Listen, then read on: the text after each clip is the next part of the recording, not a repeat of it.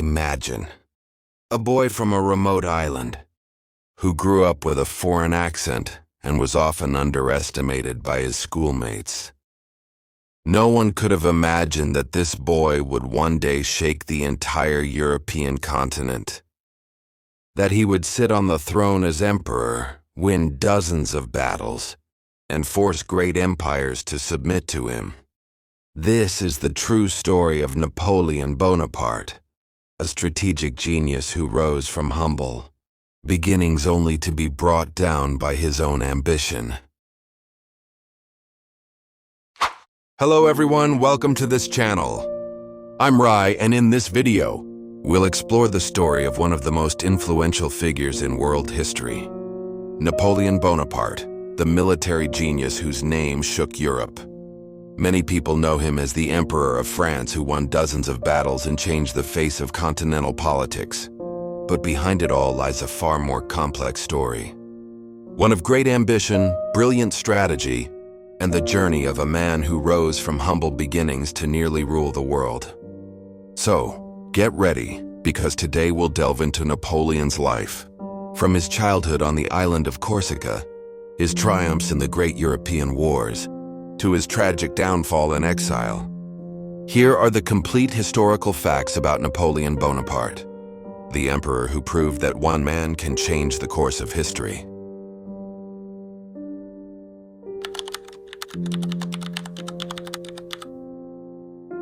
Napoleon Bonaparte was born on August 15, 1769, in Ajaccio, a small town on the island of Corsica, which had recently become part of France.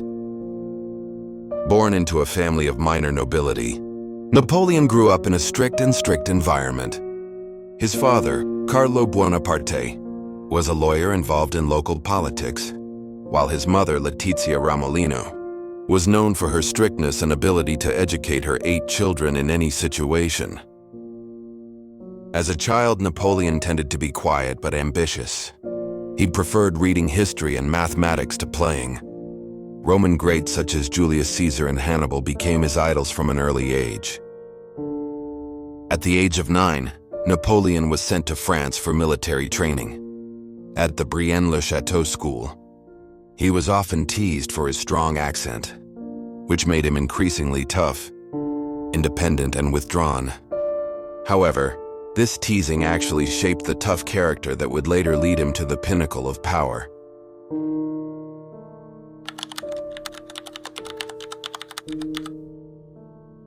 In 1784, Napoleon was admitted to the École Militaire in Paris, one of France's most prestigious military schools.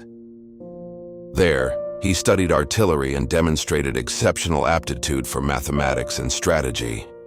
He completed his studies in just 1 year, a rare achievement. In 1785, Napoleon was commissioned as second lieutenant of artillery at the age of 16. He was assigned to various French garrisons and began to demonstrate his potential as a decisive leader. This period also saw the beginning of his ambition, as Napoleon began writing political and military articles, indicating that he was more than just a soldier.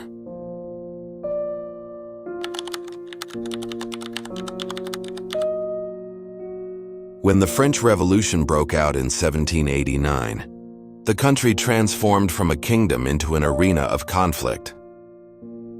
Napoleon saw a great opportunity. He became increasingly active in the Republic's military operations and gradually rose through the ranks. This culminated in the Siege of Toulon in 1793. Republican forces attempted to capture the city from British-backed royalist rebels. Napoleon, then an artillery officer, orchestrated a highly effective artillery placement strategy, ultimately forcing the British fleet to retreat. This victory earned Napoleon a promotion to brigadier general at the age of 24, an unusually young age for the position. In 1795, he again demonstrated his brilliance when he successfully crushed the royalist rebellion in Paris. His swift actions led the Directory government to entrust him with major command. Shortly thereafter, he was appointed commander of the Italian army. This is where his fame truly soared.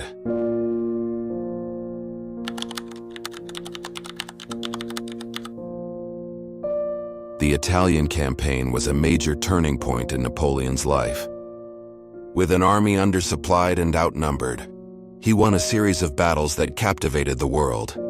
At Montenotte, he defeated the Austrians with a swift maneuver. At Lodi, he led his troops across a bridge under a hail of bullets. At Arcole and Rivoli, his inventive tactics again led to major victories. In a short time, northern Italy fell to the French. Napoleon's popularity soared. He was no longer just a young general, but a symbol of victory. It was also during this time that he married Josephine de Beauharnais, a widowed noblewoman who would profoundly influence his life in the early years of his reign.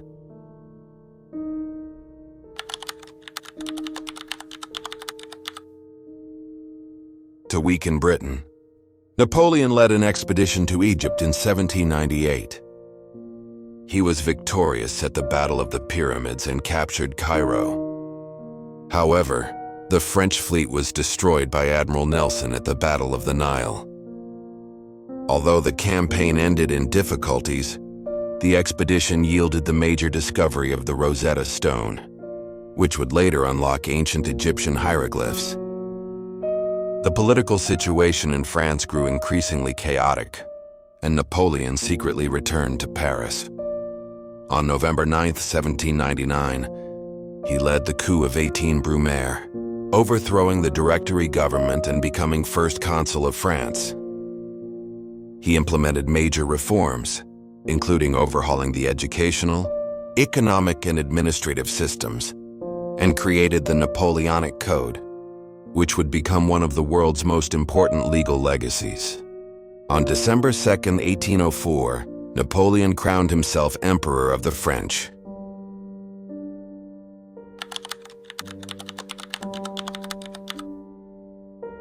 As emperor, Napoleon embarked on a series of wars that established him as Europe's most powerful ruler. He won the Battle of Austerlitz against Austria and Russia, crushed Prussia at Jena-Auerstedt, and conquered Russia, ultimately signing the Treaty of Tilsit. Nearly all of Europe came under his direct or indirect rule. He even installed members of his family as kings in various territories. However, this glory began to crumble. The Peninsular War in Spain and Portugal, 1808, sapped French strength, while guerrilla resistance prolonged the war. A fatal mistake occurred in 1812 when Napoleon invaded Russia with over 600,000 troops. Russia's scorched earth strategy in the harsh winter killed most of his troops. This defeat marked the turning point in the collapse of his empire.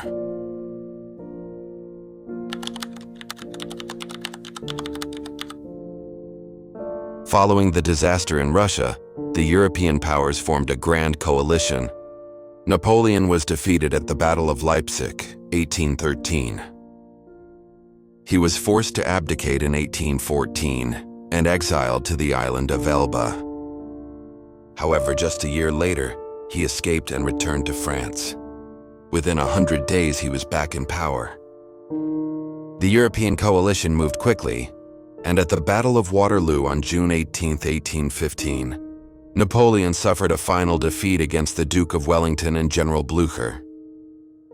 He was again captured, and this time exiled to St. Helena in the South Atlantic Ocean. On the remote island, Napoleon spent his days writing memoirs and reflecting on his life. His health continued to decline until he finally died on May 5, 1821. In 1840, his body was returned to France and buried at Les Invalides, where it remains to this day. Napoleon Bonaparte is one of the most influential figures in world history. He was more than just a brilliant general or an ambitious emperor. He was a symbol of change, renewal, and the power of determination. From a despised son of Corsica, he grew into a leader who shook Europe and left a lasting legacy in law, politics, and military strategy. Although he was defeated by his own ambition, his story lives on as a lesson in power, intelligence, and the consequences of dreaming too big. This is the life of Napoleon Bonaparte, a man who nearly conquered the world. Okay, everyone, if you enjoyed this video, don't forget to hit the like and subscribe buttons below to encourage me to create more content like this. Okay, friends, I'm Rai. Goodbye. See you in the next video.